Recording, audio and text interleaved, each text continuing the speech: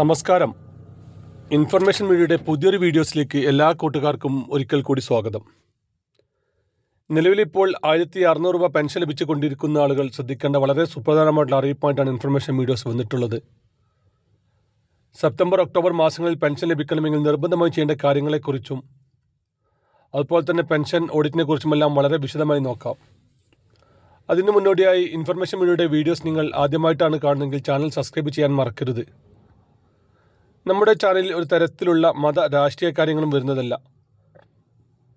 ഗവൺമെൻറ്റിൽ നിന്ന് ലഭിക്കുന്ന സേവനങ്ങൾ, ആനുകൂല്യങ്ങൾ, അറിയിപ്പുകൾ എന്നിവയെക്കുറിച്ച് മാത്രമായിരിക്കും വീഡിയോസുകൾ വരുന്നത്.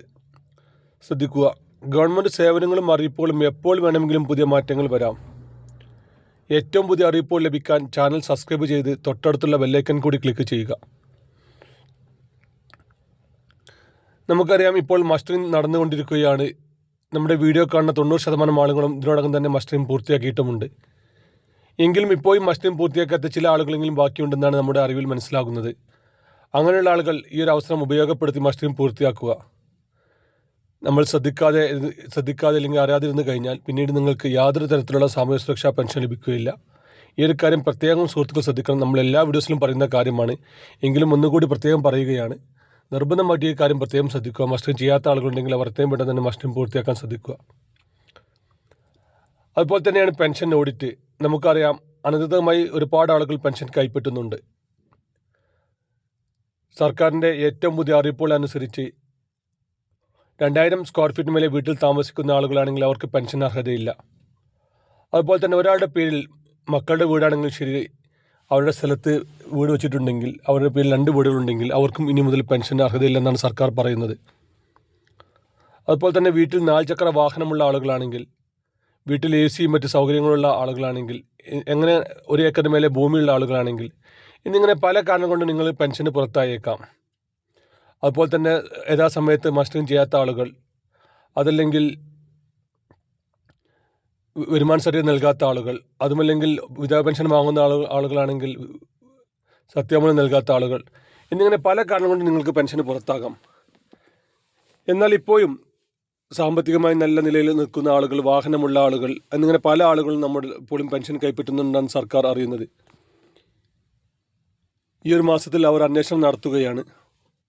ഓരോ വീട്ടിലും അവർ വാർഡ് മെമ്പർ മുഖേനയും മറ്റ് RRT മെമ്പർമാർ മുഖേനയും എല്ലാം അന്വേഷണം നടത്തി പെൻഷനിൽ നിന്നും പുറത്താക്കാനാണ് ഇപ്പോൾ സർക്കാർ തീരുമാനിക്കുന്നത്.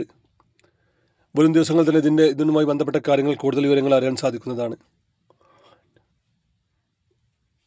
അവർ നിങ്ങൾ 2000 സ്ക്വയർ മീറ്റർ വീട്ടിൽ താമസിക്കുന്ന ആളുകളാണെന്ന് പറയുകയാണെങ്കിൽ നിങ്ങൾ വീടിൻ്റെ അളവ് ഹാജരാക്കേണ്ടി വരും. പഞ്ചായത്തിൽ നിന്നായിരിക്കും വീടിൻ്റെ അളവുകൾ ഹാജരാക്കേണ്ടി വരിക. അതുപോലെ തന്നെ നിങ്ങൾക്ക് 1 ഏക്കർ മേലെ ഭൂമി ഉണ്ടെന്ന് അവർ പറയുകയാണെങ്കിൽ നിങ്ങൾ വില്ലേജ് ഓഫീസുമായി ബന്ധപ്പെട്ട അതിനുള്ള കാര്യങ്ങൾ ചെയ്യേണ്ടി വരും. ഇങ്ങനെ കണ്ടെത്തി കഴിഞ്ഞാൽ നിങ്ങൾക്ക് അവർ ഒരു അറിയിപ്പ് നൽകുന്നതാണ്. ഈ അറിയിപ്പ് കിട്ടിക്കഴിഞ്ഞാൽ നിങ്ങൾ പഞ്ചായത്തുമായി ബന്ധപ്പെട്ട് എന്ത് കാരണം കൊണ്ടാണോ ഓഡിറ്റിൽ നിങ്ങൾക്ക് പെൻഷൻ മുടങ്ങാൻ കാരണമായത്, ഈ ഒരു കാരണം നിങ്ങൾ കണ്ടെത്തി അതിനുള്ള കാര്യങ്ങൾ കൂടി ചെയ്തു കഴിഞ്ഞാൽ മാത്രമായിരിക്കും തുടർന്ന് നിങ്ങൾക്ക് പെൻഷൻ ലഭിക്കുകയുള്ളൂ.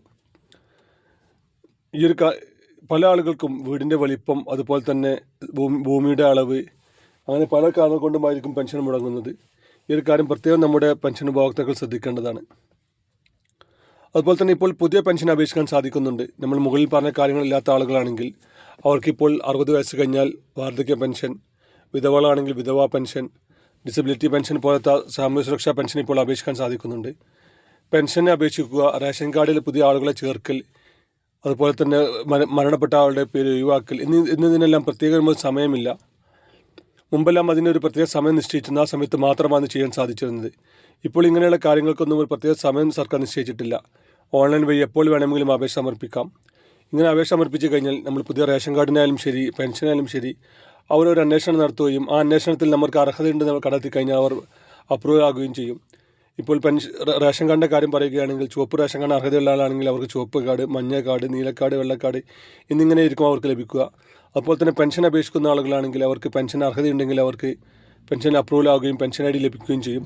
ഇങ്ങനെ പെൻഷൻ ID ലഭിച്ചു കഴിഞ്ഞാൽ നിങ്ങൾ പെട്ടെന്ന് തന്നെ മസ്റ്ററിംഗ് പൂർത്തിയാക്കേണ്ടി വരും. എങ്കിൽ മാത്രമായിരിക്കും തുടർന്ന് നിങ്ങൾക്ക് പെൻഷൻ ലഭിക്കുകയുള്ളൂ. വീഡിയോ ഇഷ്ടപ്പെട്ടെന്ന് കരുതുന്നു. ഇതുപോലത്തെ ചെറിയ ഇൻഫർമേഷൻ വീഡിയോകൾക്ക് വേണ്ടി ചാനൽ സബ്സ്ക്രൈബ് ചെയ്തിട്ട് കൂട്ടുകാരിലേക്ക് ഷെയർ ചെയ്ത് കൊടുക്കുക. പെൻഷൻ മസ്റ്ററിംഗ് പൂർത്തിയാക്കിയ ആളുകളാണെങ്കിൽ നിങ്ങൾ യെസ് എന്ന് കമൻറ്റ് ചെയ്യാനും മറക്കരുത്. നമുക്കൊരു പുതിയ വീഡിയോസുമായി കാണാം. അതുവരേക്കും എല്ലാ കൂട്ടുകാർക്കും നന്ദി, നമസ്കാരം.